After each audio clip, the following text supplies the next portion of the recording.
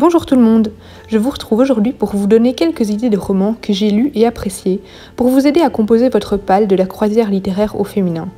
Vous vous rendrez compte qu'il est assez facile de trouver des romans pour chaque menu. Je vous en propose un par catégorie, mais ils rentrent souvent dans d'autres. N'hésitez pas à regarder les différentes palles déjà publiées pour vous en inspirer. C'est parti! Commençons avec La croisière s'amuse et sa première catégorie. Vous prendrez bien un rafraîchissement. Quoi de plus rafraîchissant que La neige et la fille de l'hiver d'Eowyn Ivey, une autrice américaine. Alaska 1920. Un couple décide de s'installer dans un lieu isolé et sauvage pour se donner une dernière chance. Il y a des années, ils ont perdu un enfant. Cette douleur insupportable a abîmé profondément leur couple. Malheureusement, ce nouveau foyer ne parvient pas à leur rendre le sourire, jusqu'au jour où ils sculpteront dans la neige une petite fille. Le lendemain, celle-ci a fondu et disparu, mais une mystérieuse fillette rôde près de leur cabane, accompagnée d'un renard. Cette histoire est pleine de magie et de poésie. C'est un récit émouvant qui saura vous toucher en plein cœur. Réchauffons un peu celui-ci avec de la musique et le magnifique roman Un cœur en silence de Blanca Busquet, une autrice espagnole. Ce roman choral décrit avec perfection la puissance de la musique. Il nous emmène à Berlin, où 4 personnages vont se retrouver impliqués dans les préparatifs en hommage à un chef d'orchestre décédé 10 ans auparavant. Ils vont chacun nous révéler leur relation avec ce chef d'orchestre et les liens qui les unissaient entre eux.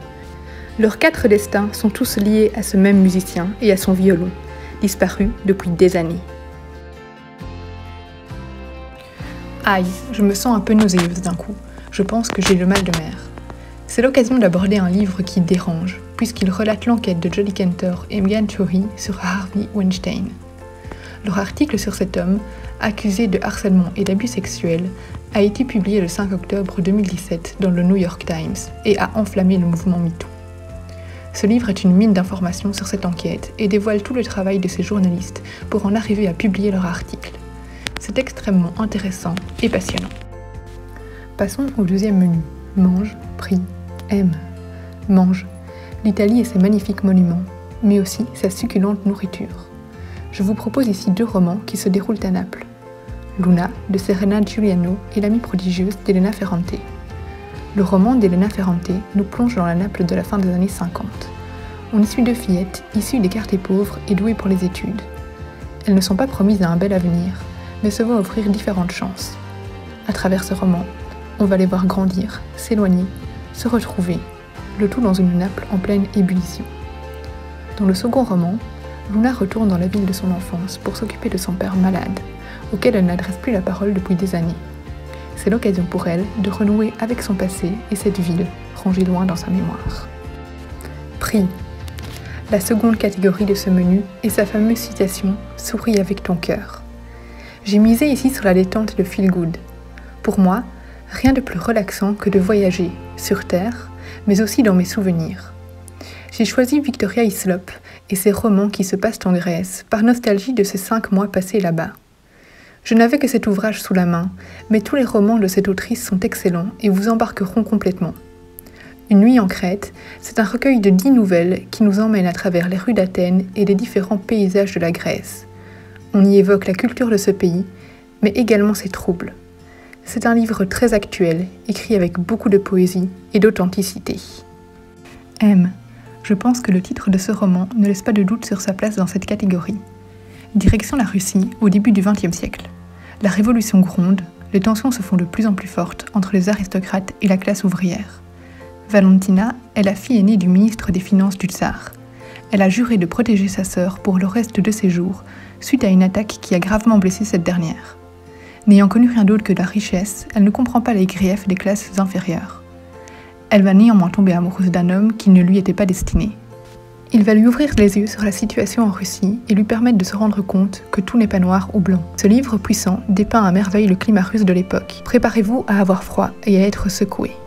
Êtes-vous prêt pour un tour du monde en un jour? Commençons la journée avec un peu de yoga et la salutation au soleil. Direction l'Inde avec la passeuse histoire de Sejal Badani. Jaya ne se remet pas de sa 3e fausse couche et décide de se rendre en Inde pour y découvrir les différents secrets autour de sa famille.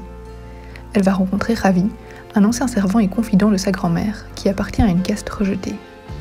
Il va lui en apprendre plus sur son ancêtre, sa vie sous l'occupation britannique, son mariage et le temps qu'elle a passé à enseigner l'écriture à des enfants et à leur raconter des histoires. Direction l'Amérique pour un barbecue en pleine forêt avec ce roman de Gene Hegland.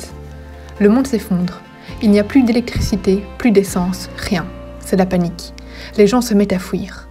Nell et Eva, 2 adolescentes, sont habituées à vivre différemment puisqu'elles logent depuis toujours au cœur d'une forêt. Leurs parents vont disparaître et elles vont devoir apprendre à survivre par elles-mêmes. Ce roman rend hommage à la nature et à tout ce qu'elle peut nous offrir.